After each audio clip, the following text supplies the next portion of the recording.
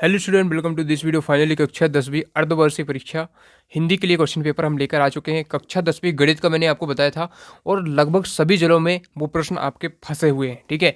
और यहाँ पर इस पेपर में हम अब देखिए हिंदी का पेपर लेकर आ चुके हैं। आपका देखिए वही पैटर्न है, 70 यानी कि 75 का पेपर है, 3 घंटे समय है, ठीक है। और साथ ही देखिए आप लोगों का अर्धवार्षिक परीक्षा का समय जो है बदलाव उसमें कर दिया गया है। आपका आप कक्षा 9वीं और 10वीं की जो परीक्षा है वो आपकी 1 बजे से होंगी 4 बजे तक, ठीक है। और 11वीं और 12वीं की जो परीक्षा है वो 9 से 12 तक होंगी, ठीक है। तो ये भी अच्छा है, ठंड को देखते हुए ऐसा निर्णय लिया गया है, ठीक है। तो देख सकते हैं सही विकल्प का चयन करना है। 6 नंबर के आपके सही विकल्प है। तो पहला क्वेश्चन आपका है नई कविता के कवि हैं। तो नई कविता के कवि हैं आपके रघुवीर सहाय, ठीक है। तो आंसर आपको लिख देना है रघुवीर सहाय। देखिए यहाँ पर 4 जनवरी का, ठीक है, पूरा देखिए पूरा सॉल्यूशन हम लेकर आ चुके हैं। देखिए आपके लिए प्रश्न 1 का उत्तर सही विकल्प हम देख रहे हैं जो प्रश्न पत्र में। तो पहला देखिए नई कविता के कवि तो रघुवीर सहाय हो जाएंगे, ठीक है। तो इसमें फर्स्ट में रघुवीर सहाय आपको लिख देना है। दूसरा प्रश्न देखिए श्री कृष्ण ने मतलब गोपियों ने श्री कृष्ण की तुलना की है, तो किससे की है? इसमें आंसर हो जाएगा हारिल की लकड़ी से की है, ठीक है। तो फर्स्ट वाला आपका करेक्ट आंसर हो जाएगा, यहाँ पर लिख देंगे, ठीक है। उसके बाद देखिए तीसरा प्रश्न पूछा गया संचारी भावों की संख्या होती है, तो संचारी भावों की संख्या कितनी होती है? 33 होती है, ठीक है। अगला प्रश्न इसमें पूछा गया है नेताजी की मूर्ति लगवाई गई, कहाँ पर लगवाई गई थी, मतलब किसके द्वारा लगवाई गई थी? नगर पालिका द्वारा, ठीक है। तो नगर पालिका आपको इसमें लिख देना है, ये आपका ऑप्शन बी करेक्ट आंसर हो जाएगा। अगला प्रश्न देखिए दो शब्दों के मेल से होने वाले परिवर्तन को क्या कहते हैं? तो दो शब्दों के मेल से जो होने वाला परिवर्तन है वो समास कहलाता है। यदि वर्ड लिखा होता तो संधि होता, ठीक है, इसलिए समास हो जाएगा। अगला प्रश्न इसमें पूछा गया है, ठीक है। तो अगला इसमें हमारा प्रश्न पूछा गया है, इस पर देखिए भोलानाथ का असल में नाम था, असल में नाम क्या था भोलानाथ का? तो इसका राइट आंसर हो जाएगा तारकेश्वर नाथ, ठीक है। तो फर्स्ट ऑप्शन तारकेश्वर नाथ आपको लिख देना है, ठीक है। तो यहाँ पर हमारे पूरे 6 के 6 हो जाएंगे ये। अब देखते हैं आपके रिक्त स्थान। रिक्त स्थान में पहला क्वेश्चन पूछा गया सूर की भक्ति खालिस्तान भाव की है, तो किस भाव की है? आप सबको पता है सूरदास की जो भक्ति है वो शाक्य भाव की है, ठीक है। तो यहाँ पर देख सकते हैं शाक्य भाव आपको लिख देना है, ठीक है। फर्स्ट क्वेश्चन का शाक्य भाव आपको लिख देना है। अगला प्रश्न देखिए, अगला प्रश्न पूछा गया है चौपाई के प्रत्येक चरण में खालिस्तान मात्राएं होती हैं, तो चौपाई के प्रत्येक चरण में 16-16 मात्राएं होती हैं, तो सेकंड क्वेश्चन का 16-16 आपको लिख देना है। अगला प्रश्न है एक अंक वाली रचना खालिस्तान कहलाती है, तो एक अंक वाली रचना एकांकी कहलाती है, तो एकांकी आपको इस प्रकार से कर देना है। अगला देखिए दिल्ली चलो का नारा खालिस्तान ने दिया, मतलब किसने दिया था? नेताजी सुभाष चंद्र ने दिया था, तो इसलिए फोर्थ का आपका नेताजी हो जाएगा। अगला देखिए चौराहे में खालिस्तान समास है, तो चौराहे में आपका दुगु समास है, ठीक है। हिरोशिमा खालिस्तान में है, तो हिरोशिमा जापान में है, ठीक है। उसके बाद सही जोड़ी देखिए आपकी सही जोड़ी इस प्रकार से है, सही जोड़ी हम मैच कर लेते हैं। विनय पत्रिका से आप मैच कर लेंगे तुलसीदास, ठीक है। कामायनी से मैच कर लेंगे आप महाकाव्य, ठीक है। बाल गोविंद भगत से किसको मैच करना है? तो बाल गोविंद भगत से मैच कर लेंगे आप राम यहाँ पर, ठीक है। क्वेश्चन नंबर 4, ठीक है। तो इससे मैच कर लेंगे आप स्वयं प्रकाश, ठीक है। बाल गोविंद भगत से मैच कर लेंगे, अरे 4 का नहीं है 3 का है, तो बाल गोविंद भगत से मैच नहीं करेंगे, स्वयं प्रकाश से नहीं करेंगे। बाल गोविंद भगत से मैच करेंगे आप रामवृक्ष बेनीपुरी, ठीक है। नेताजी का चश्मा स्वयं प्रकाश से मैच कर लेंगे। एकमात्र सहारा के लिए मुहावरा हो जाएगा अंधे की लाठी। माता का आंचल से मैच कर लेंगे शिव पूजन सहाय, ठीक है। इस प्रकार से सही जोड़ियाँ हो जाएंगी। देखिए मैंने आपको सही जोड़ी यहाँ पर लिख दी है, इस प्रकार से आप इनको देख सकते हैं, ठीक है। पहले का सी हो जाएगा, इस प्रकार से देख लीजिए और इस प्रकार से लिख लीजिए, ठीक है।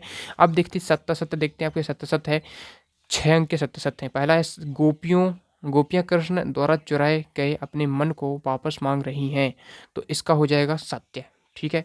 दूसरा है राजा का धर्म है कि प्रजा को ना सताए, तो ये हो जाएगा सत्य।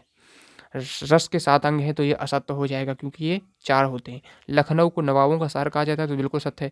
उपकार मानने वाला कृतज्ञ कहलाता है, ये भी सत्य है। कभी कभी बाबूजी हमसे कुश्ती लड़ते थे, तो ये भी सत्य है। तो केवल आपका इसमें थर्ड वाला जो है असत्य है, बाकी सभी सत्य हैं। तो यहाँ पर आप देख सकते हैं, ठीक है। यहाँ पर मैंने लिख दिए हैं सभी सत्य सत्य, आपके देख सकते हैं ये 6 के 6 सत्य सत्य, ठीक है। अब हम देखते हैं आपके आगे के प्रश्न। देखिए आगे के जो प्रश्न पूछे गए हैं इसमें एक शब्द या वाक्य में उत्तर लिखना है। तो गोपियों के अनुसार राजा का धर्म क्या है? तो इसका आंसर आप लिखेंगे गोपियों के अनुसार राजा का धर्म जो है प्रजा को अन्याय से बचाना, ठीक है। तो प्रजा को अन्याय से बचाना आंसर हो जाएगा। अगला प्रश्न देखिए प्रेयसी के कपोलों की लालिमा की तुलना किससे की गई है?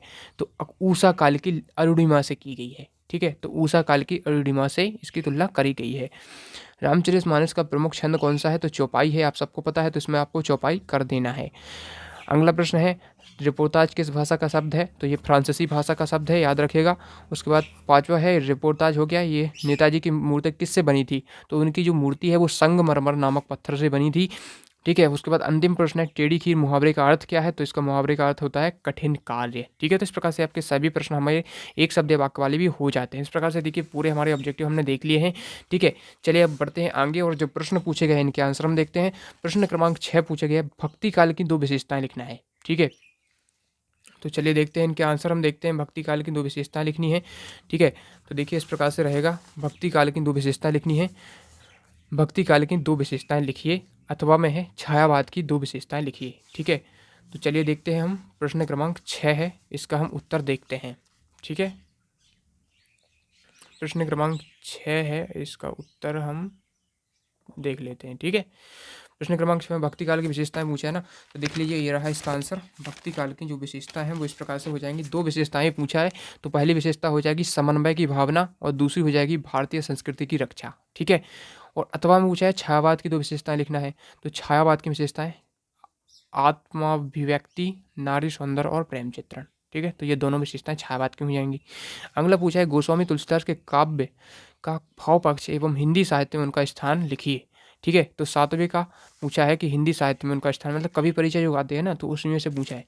तो देखिए गोस्वामी तुलसीदास जी का काव्य का भाव पक्ष इस प्रकार से हो जाएगा उनका, देखिए काव्य का भाव पक्ष इस प्रकार से, और हिंदी साहित्य में स्थान देखिए उनका इस प्रकार से हो जाएगा, ठीक है। ये हिंदी साहित्य में उनका स्थान हो जाएगा, ठीक है। ये स्थान हो जाएगा, यहाँ तक आप कर लेंगे, ठीक है।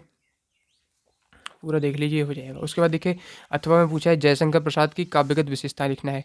तो जयशंकर प्रसाद की काव्यगत विशेषता देखिए इस प्रकार से हो जाएंगी, इस प्रकार से लिख देंगे, ठीक है। अंतिम मतलब अगला प्रश्न है, अंतिम नहीं अगला है, गोपियों द्वारा उद्धव को भगवान कहने में क्या व्यंग्य निहित है?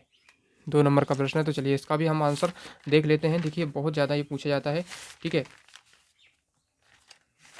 तो ये रहा इसका आंसर, ठीक है। गोपियों द्वारा उद्धव को भगवान कहने में क्या व्यंग्य निहित है? तो इसका आंसर इस प्रकार से इसको कर सकते हैं। यहाँ तक 2 पॉइंट लिखे हुए हैं, 3 पॉइंट लिखे हैं, तो तीनों को कर लेना है। अगला देखिए स्मृति पाठ्य बनाने से कवि प्रसाद जी का क्या आशय है? तो इस प्रश्न का आंसर चलिए हम देखते हैं। प्रश्न क्रमांक 8 है, तो इसका आंसर चलिए हमारा ये रहा, स्मृति पाथेय बनाने से, स्मृति को पाथेय बनाने से कवि का क्या आशय है? तो देख लीजिए इसका आंसर इस प्रकार से आप कर लेंगे, स्मृति को पाथेय बनाने से क्या आशय है, ठीक है। अब देखिए अगला है अवधी भाषा आज किन किन क्षेत्रों में बोली जाती है? तो अवधी भाषा देखिए किन किन क्षेत्रों में बोली जाती है? तो देखिए अवधी भाषा आज देखिए लखनऊ, फैजाबाद, बाराबांकी, प्रतापगढ़, सुल्तानपुर, जौनपुर, ठीक है। ये सभी जगह हैं जहाँ जहाँ बोली जाती है। उसके बाद देखिए इसमें पूछा है अगला, परशुराम के क्रोध करने पर लक्ष्मण ने धनुष के टूट जाने के लिए कौन कौन से तर्क दिए हैं, ठीक है। तो ये प्रश्न हमारा है एक, ठीक है। तो इसका भी चलिए आंसर हम देख लेते हैं। 9वां प्रश्न है, तो इसका भी आंसर देख लीजिए, यहाँ से हो जाएगा, ठीक है। ये है परशुराम के क्रोध करने पर, ठीक है, लक्ष्मण ने धनुष के टूट जाने पर निम्न तर्क दिए हैं। ये तर्क हो जाएंगे, 4 तर्क हैं तर्क, ठीक है। इस प्रकार से कर लीजिए। अब इसका अथवा वाला देख लीजिए, ये तो हो गया अथवा है। अगला देख लीजिए आत्मकथा जीवनी में 2 अंतर लिखना है, ठीक है। तो आत्मकथा जीवनी में 2 अंतर आपको बताने हैं। तो देख लीजिए इसका आंसर मैं बता दूं आपको, आत्मकथा और जीवनी में 2 अंतर।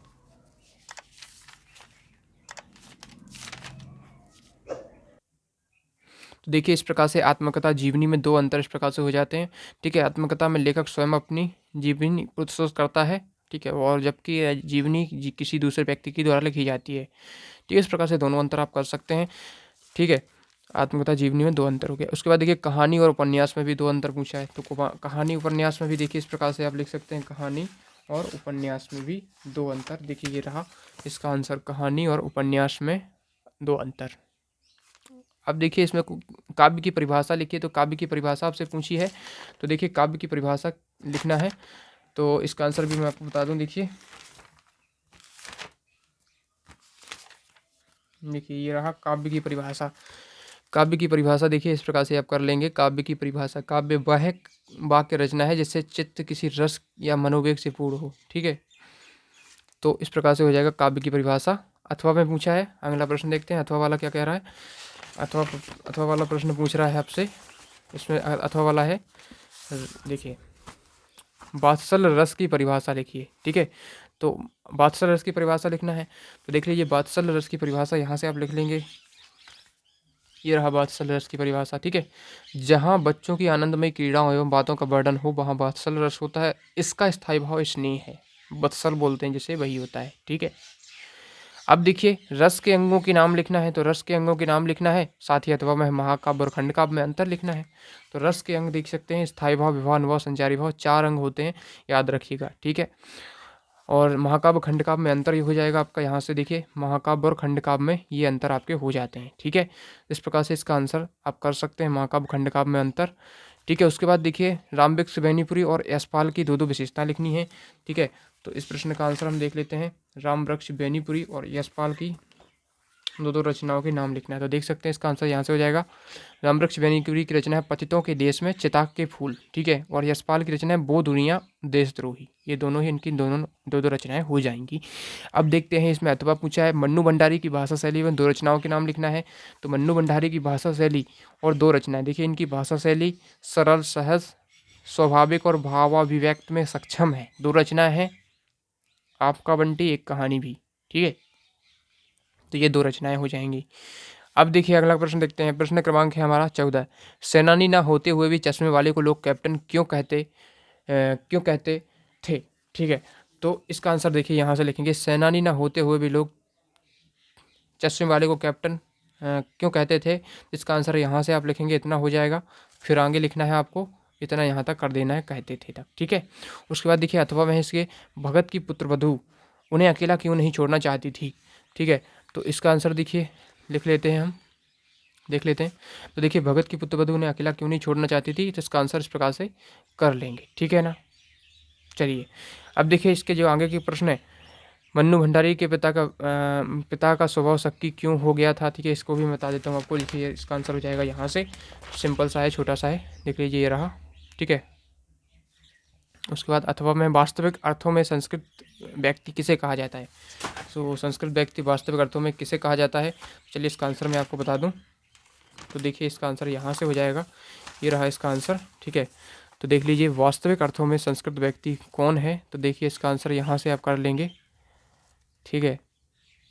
इतना आपको कर लेना है। तो यहाँ पर देखिए मैंने आपको कितने प्रश्न बता दिए हैं, 15 तक बता दिए हैं, ठीक है। आगे के जो प्रश्न है मैं आपको पार्ट 2 में बताऊंगा, क्योंकि काफ़ी ज़्यादा वीडियो लंबा हो जाता है, ठीक है। तो अपलोड होने में भी टाइम ज़्यादा लगता है, इसलिए मैं चाहता हूँ कि पहले आप लोग इतने कंप्लीट कर लें जल्दी से जल्दी, फिर मैं आपको पार्ट 2 दे दूँगा, उसके बाद आप पूरे कंप्लीट कर सकते हैं। इसका PDF डाउनलोड करना है, वेबसाइट का लिंक डिस्क्रिप्शन में है, वहाँ से PDF डाउनलोड कर सकते हैं पूरे पेपर का, ठीक है। वहाँ पर आपको मिल जाएगा, ठीक है। साथ ही पार्ट 2 में मतलब पार्ट 2 बनाऊंगा, तो उसमें इन प्रश्नों के जो आगे के प्रश्न है उनके आंसर भी दूंगा साथ ही, ठीक है। और इनका PDF तो वेबसाइट पर आपको मिल जाएगा, वहाँ पर आप जा सकते हैं, लिंक डिस्क्रिप्शन में है, ठीक है। चलिए मिलते हैं नेक्स्ट वीडियो में, थैंक्स फॉर वॉचिंग।